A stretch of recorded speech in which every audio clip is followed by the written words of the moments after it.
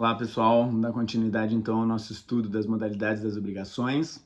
A gente já viu lá no primeiro vídeo introdutório que as modalidades consistem na classificação da prestação a partir da sua natureza, portanto o verbo nuclear da ação a ser realizada pelo devedor, e pode ser dividida em dar, fazer e não fazer. A gente já viu a obrigação de dar, né, tanto no seu aspecto mais amplo quanto nas suas duas espécies, né, dar coisa certa e dar coisa incerta. Agora a gente passa a falar da obrigação de fazer, que pode ou não ter um objeto material, né? Então eu contrato um pintor para pintar um determinado quadro, a entrega do quadro é o cumprimento, mas ele precisa primeiro pintar o quadro e depois me entregar, né? Se eu vou até o ateliê dele e já vejo um quadro que está pronto, aí é uma obrigação de dar, porque ele só tem que me entregar.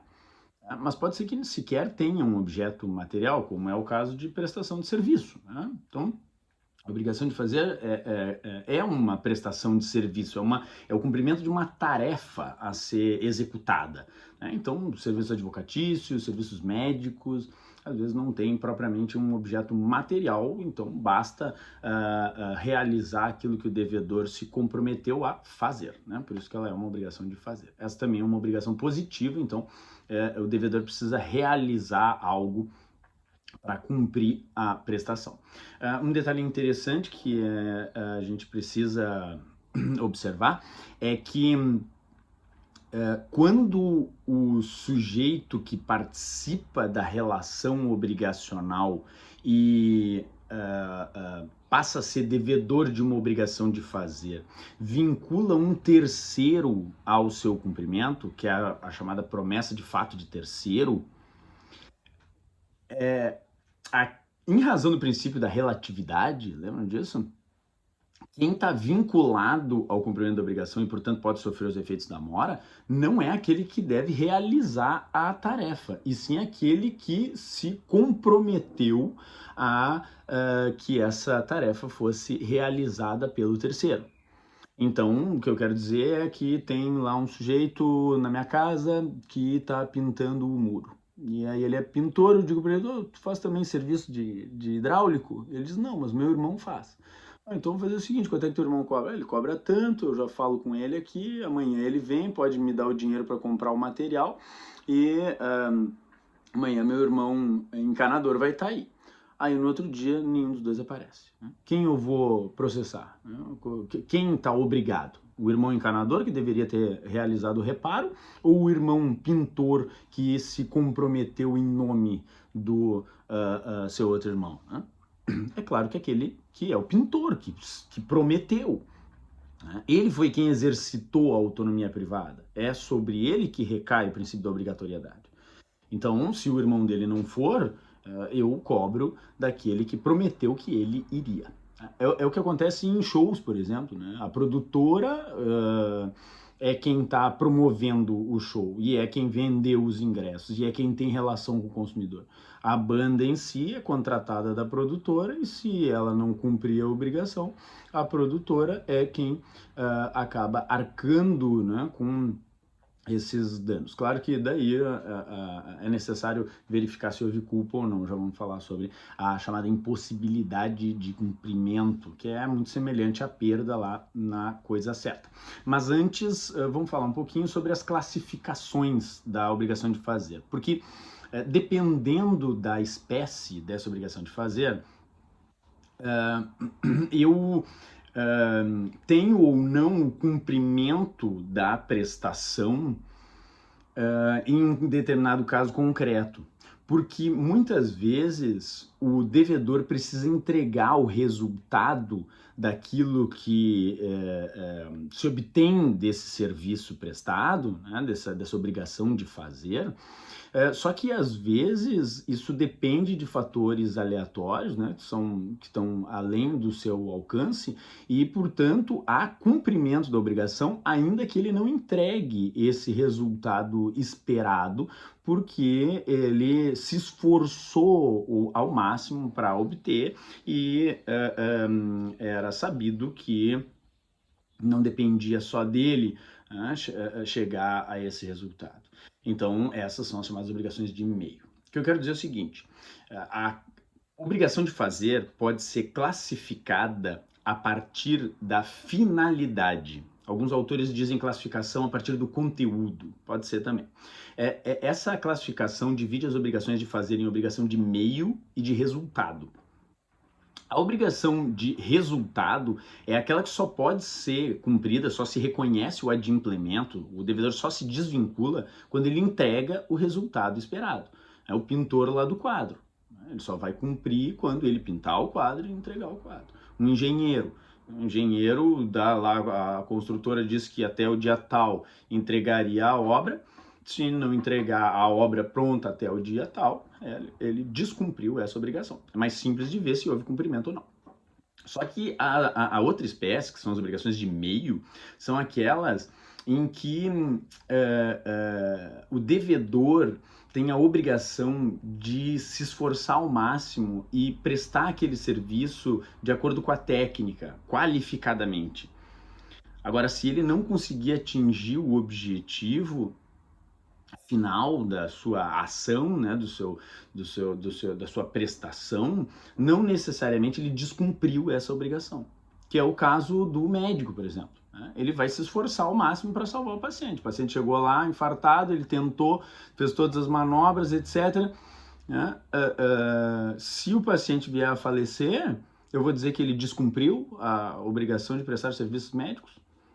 Não. Eu vou dizer que ele descumpriu se ele agir culposamente, se ele deixar de atender, etc. Né? Agora, se ele tentou e ele não tem como frear, né, a morte. Então é um fator aleatório. O mesmo acontece com o advogado. O advogado não tem a obrigação de ganhar a causa para que eu diga que ele prestou serviços advocatícios. Né? Só tem um detalhe importante aqui.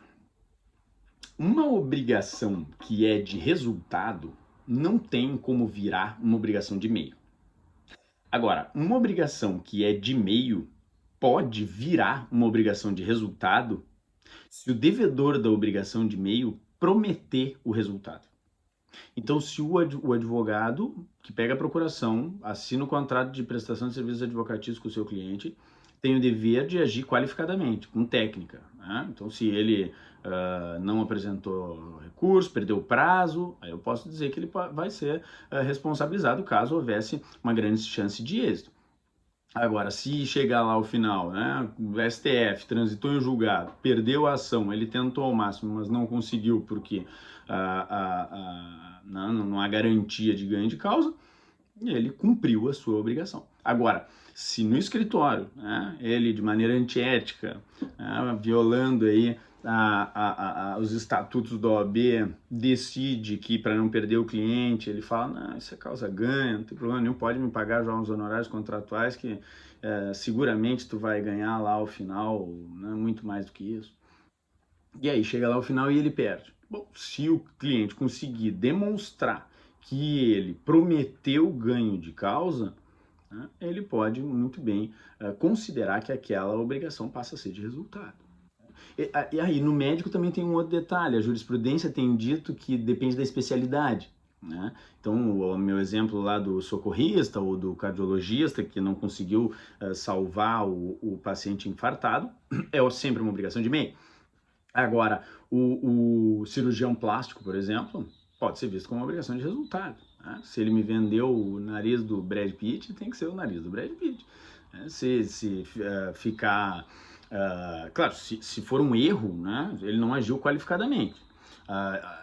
Agora, se ele não deixou semelhante aquilo que ele prometeu, aí se passa uma discussão acerca do adimplemento dessa obrigação a partir da legitimidade da expectativa criada.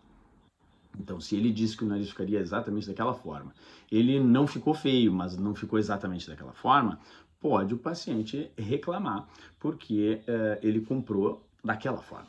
Tá?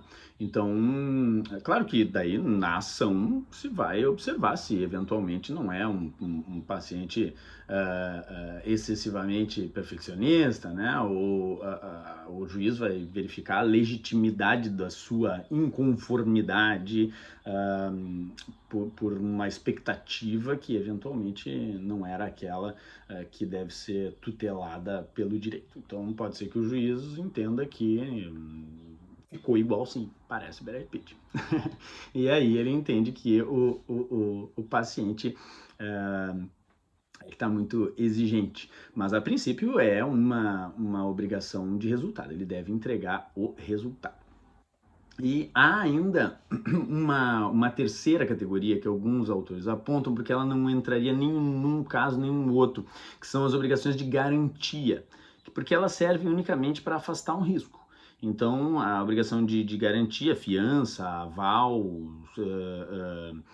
cláusula penal, né? Essas hipóteses envolvem uma forma de assegurar o cumprimento da obrigação principal, e a obrigação principal é que vai ser de meio ou de resultado. Essa de garantia é uma obrigação paralela, né?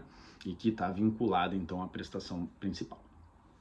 Outra classificação importante para obrigação de fazer é aquela que analisa a fungibilidade. Lembram que eu falei ali na obrigação de dar coisa certa e incerta, que o bem fungível era a coisa incerta, o bem infungível era a coisa certa? Pois agora esqueçam isso, porque a classificação quanto à fungibilidade na obrigação de fazer não diz respeito ao objeto, até porque muitas vezes não tem objeto, diz respeito à pessoa do devedor. Então, quando eu digo que uma obrigação de fazer é fungível, é porque existe outro indivíduo que pode realizar aquela tarefa. Se eu digo que a obrigação de fazer é infungível, ela é a obrigação chamada personalíssima. E aí só o devedor pode cumprir aquela obrigação. Nesses casos, eu preciso verificar se a tarefa a ser executada pode ser executada por outro profissional, né? No caso do hidráulico, se eu chamar um outro hidráulico, né, ele pode resolver o meu problema. Agora, no caso do show da banda, se o show, né, é o show lá do Foo Fighters e aparece qualquer outro cantor, né, chega o Michel Teló lá, eu tenho certeza que a galera não vai gostar e vai entender que houve descumprimento, porque aquela obrigação só pode ser cumprida pelo Dave Grohl e banda. Isso acaba gerando, no caso de impossibilidade de cumprimento, que é o caso análogo à perda lá na obrigação de dar coisa certa, porque quando eu tenho uma obrigação de fazer fungível, a solução pode ser a contratação de um terceiro que passa a ser o novo devedor daquela obrigação e que, ao cumprir, vai cobrar um determinado valor que pode ser cobrado daquele que deveria ter executado a tarefa e não executou. Então pode ser as expensas do devedor, né? Então a obrigação vai ser cumprida. Isso é o que diz o 249 lá. Então, se não for cumprido, um terceiro vai cumprir e a diferença de preço vai ser cobrada lá daquele que inadimpliu a obrigação. E aí eu preciso verificar se foi sem culpa ou com culpa, né? Então, ele não conseguiu ir porque caiu uma árvore, ele não teve como passar de carro e não pôde ir. Bom, então simplesmente se resolve a obrigação. Agora, ele não foi porque ele simplesmente resolveu que não ia ir, não me atendeu mais, eu tive que sair atrás dele. Bom, então ele foi negligente e aí, de maneira culposa, não cumpriu a obrigação. Todo prejuízo que eu tiver em razão desse descumprimento, né, ter que ir atrás de um outro, mais tempo sem a solução do problema, pode ser cobrada, então, daquele que descumpriu culposamente essa obrigação. Agora, quando a prestação envolve uma obrigação de fazer infungível, e aí só o devedor pode cumprir aquela obrigação, O que ocorre é que, caso ele não consiga cumprir a obrigação, não há como chamar um terceiro, né? Primeira questão importante aqui: o que define que uma obrigação é personalíssima ou não? Bom, primeiro, o contrato. Então, se a gente tem dúvida se é personalíssimo ou não, acrescenta lá no contrato, né? Então, eu quero contratar o advogado mais famoso, né? Quero, para o meu caso, para fazer um júri, eu quero o Lia Pires para fazer um júri. E aí chega no dia e ele manda lá os advogados do escritório dele, não vai ele pessoalmente, né? A pessoa pode entender que aquele era um contrato a ser executado pessoalmente por quem detém esse renome, né? Eu estou pagando a mais justamente, não por ser o escritório dele, mas por ser a pessoa dele. Então, para não haver dúvida e depois discussão quanto a isso, coloca lá uma cláusula dizendo que deve ser a pessoa, né, no médico também, né? Quero fazer uma cirurgia plástica com o médico mais famoso. Aí ele manda a equipe dele. Não, tem que ser ele, a mão dele, para fazer essa cirurgia. E acrescenta lá. Se não houver uma cláusula prevendo, há uma segunda possibilidade de se considerar que a obrigação é personalíssima, que é pela natureza da prestação. Então, no caso do Foo Fighters, não preciso colocar uma cláusula dizendo que tem que ser eles para ir lá, porque é da natureza da prestação. É evidente que essa obrigação só pode ser cumprida por aqueles músicos, né?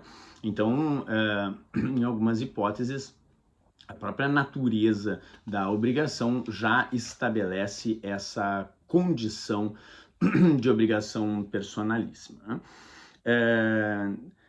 Tem até na jurisprudência algumas hipóteses que ficam numa zona gris, né? Porque isso nem sempre é tão claro, né? Tinha um fotógrafo, o nome né, da empresa dele era o nome dele, né? Fulano de tal, André Perim Fotografias, e ele era muito famoso na cidade. Aí um casal decidiu contratar esse fotógrafo famoso para ser o fotógrafo do casamento deles. E eles fizeram a reunião com o fotógrafo esse, que o nome dele estampava a fachada lá né, da empresa. E no dia do casamento foi um dos funcionários dele, né, com a câmera. E aí eles disseram, não, nós queremos o próprio fotógrafo. Quando entraram em contato com ele, ele disse, não, é que eu tenho vários casamentos por dia, eu mando os meus fotógrafos, eu ensino eles e mando eles, né. E aí os noivos ficaram indignados, entraram com uma ação. A dúvida é, fotografia de casamento tem caráter artístico a ponto de se determinar que a obrigação é personalíssima? Porque uma obrigação artística é sempre personalíssima, né? Se eu contrato fulano para pintar o quadro, tem que ser ele que pintou o quadro, né? Se eu contrato a banda X, tem que ser os músicos que participam dessa banda. No caso, depende, né? E nesse exemplo, até no fim das contas, se entendeu que era sim personalíssimo e que houve uma falha na prestação de serviço, mas não só com base nesse caráter artístico, foi porque o contrato foi assinado por ele, a reunião foi feita com ele, o nome da empresa de fotografia é o nome dele, então isso levou o casal a crer que essa era uma obrigação que seria cumprida por ele. Se ele achava que era natural que aquela obrigação não fosse considerada personalíssima, ele devia ter dito na reunião, olha, não sou eu que vou, tá? Mas eu mando um dos meus fotógrafos que são maravilhosos. E eles poderiam, inclusive, ter negociado isso, dito, não, a gente quer que seja tu. E aí ele, enfim, pode, inclusive, discutir questões atinentes a preço, etc. Então, só há cumprimento da prestação quando for efetivamente a pessoa do devedor. Até lembrei de uma história, tem uma história famosa do Nat Roots, né? Quem gosta de reggae.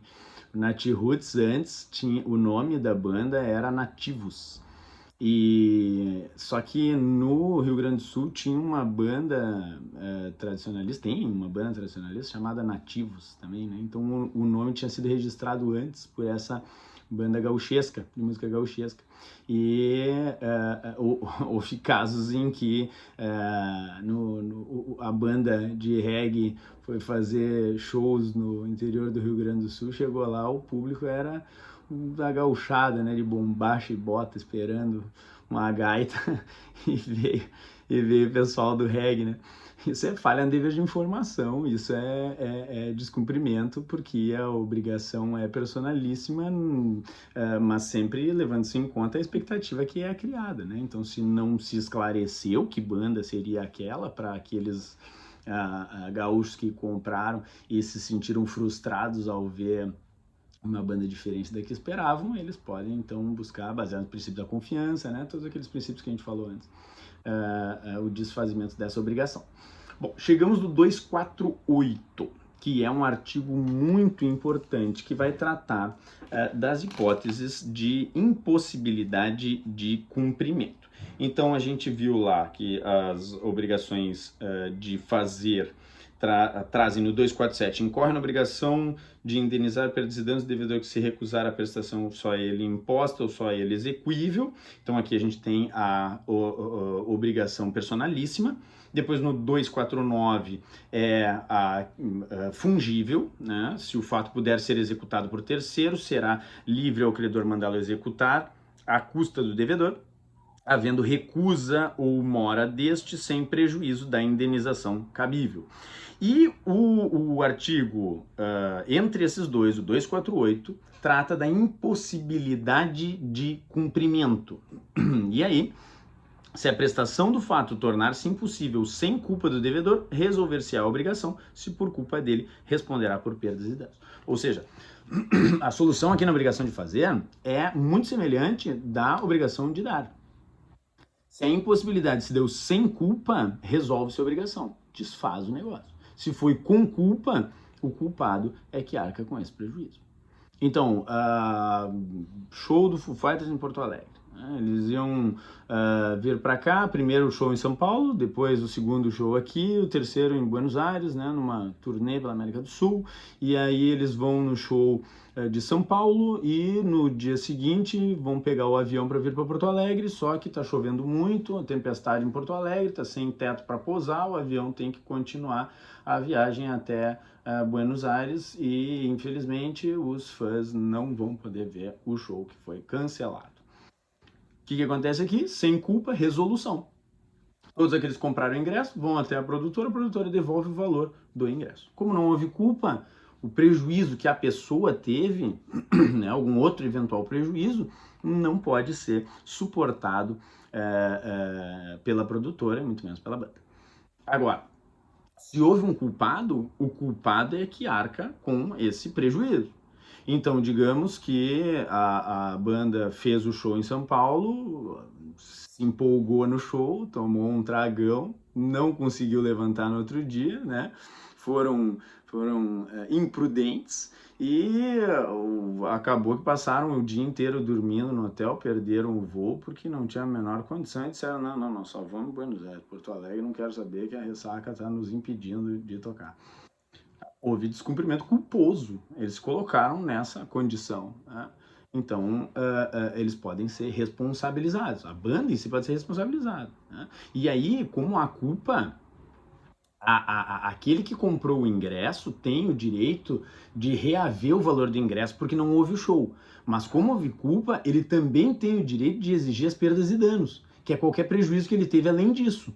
Então, agora, como há culpa, eu não só vou querer o dinheiro do ingresso de volta, mas eu também quero o dinheiro do ônibus, porque eu sou do interior e vim até Porto Alegre para assistir esse show, só para isso. E paguei com ônibus. Eu quero o pagamento do valor do hotel, porque eu ia ficar uma noite num hotel aqui, paguei um hotel em Porto Alegre, né, para ver o show e eles tomaram um trago e resolveram não vir. Irresponsabilidade, então eu posso buscar uma indenização. E por fim, claro que o descumprimento doloso, né? Então eles vêm para Porto Alegre, né? Tem teto para posar, eles não tomaram um trago, só que chega na hora o Dave Grohl resolve dar uma de Tim Maia, não vou entrar, não tô afim, hoje não tô afim, não vou tocar. A recusa equivale ao descumprimento culposo, porque afinal, se por culpa estrito sensu há impossibilidade de cumprimento, eles são responsabilizados por perdas e danos, nesse caso se trataria de uma hipótese de dolo, né? A recusa é uma hipótese de dolo, então com mais razão ainda eu posso dizer que há o descumprimento dessa obrigação. Certo? Muito bem. Para fechar, vamos falar da obrigação de não fazer, que é a única obrigação negativa. Ela é um pouco mais simples, porque ela é uma obrigação de abstenção, né? Uma obrigação de tolerância, né? Então, na obrigação de não fazer, há uma inversão da lógica, né? Que a gente está habituado, porque normalmente o devedor precisa agir para cumprir a obrigação, e nesse caso ele deve ficar inerte para cumprir a obrigação. Se ele agir, é que ele descumpre a obrigação, né? E aí tem um detalhe bem importante aqui. Lembram daquela distinção dos termos que a gente viu lá no início do semestre, né? O que é dever, o que é obrigação.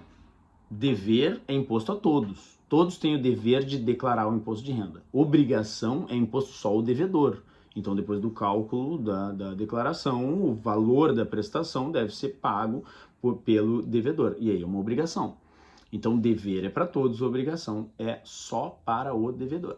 Quando eu lido com uma obrigação negativa, que é aquela que exige que o sujeito não faça algo, eu estou lidando ainda com uma relação jurídica obrigacional e, portanto, isso é imposto ao devedor. Senão vocês vão dizer assim, bom, tem legislação proibindo muita coisa, né? O Código Penal inteiro né? Não pode matar se não tem uma sanção. Então quer dizer que eu sou devedor da obrigação de não matar? Não, isso não é uma obrigação de não fazer. Isso é um dever, que é imposto a todos, e dever não é classificado conforme as modalidades, né? Agora, se recai unicamente sobre mim esse dever de abstenção, né?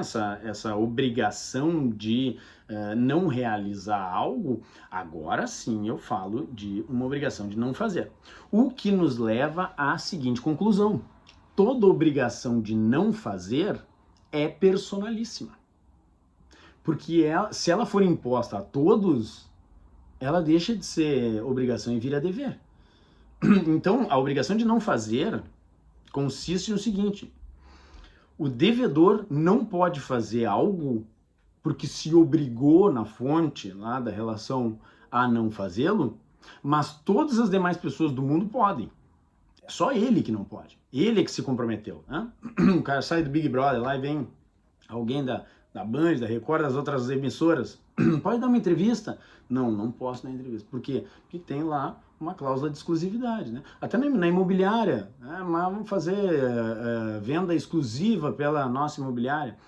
Essa cláusula de exclusividade faz com que o sujeito não possa colocar o imóvel à venda em outra imobiliária, né? Ou cláusula de restrição, né, de determinado comportamento, como no contrato de franchise, né, a franquia do McDonald's traz cláusulas que obrigam aquele que abre uma franquia a limitação territorial, né, chamada cláusula de limitação territorial. Ele não pode abrir um McDonald's num raio de tantos quilômetros de um outro McDonald's, senão ele vai fazer concorrência com ele mesmo, né? Então não pode ter dois no mesmo bairro.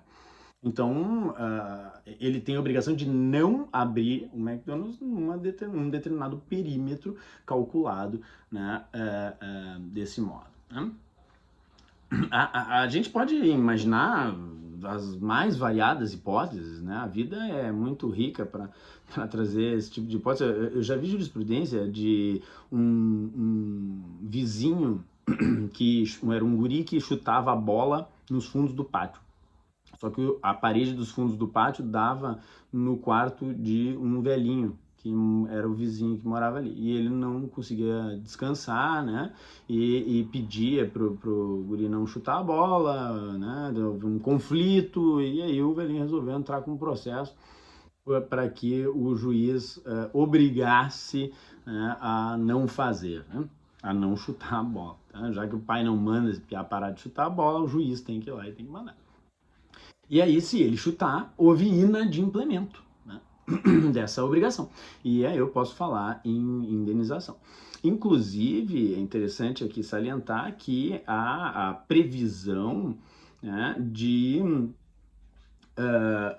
uma multa a ser aplicada pelo juiz visando o cumprimento específico da prestação, né? Nas obrigações de não fazer, isso é bem importante, né? Então, claro que se aplica a todas as modalidades, né? Que são as chamadas astrentes. As astrentes são uma multa periódica, né? Diária ou, enfim, semanal, mensal ou por hora, né? Dependendo da situação, em que o juiz obriga o sujeito a deixar de realizar algo se for uma obrigação de não fazer, ou a realizar algo se for uma obrigação de fazer, ou a entregar algo se for uma obrigação de dar, sob pena da aplicação dessa multa, né? Então, o sujeito, enquanto não cumprir a prestação, vai ficar devendo aquele valor. Então, eu tenho obrigação de entregar algo, a obrigação é de dar, e eu não entrego, só que tem que ser aquele objeto, né?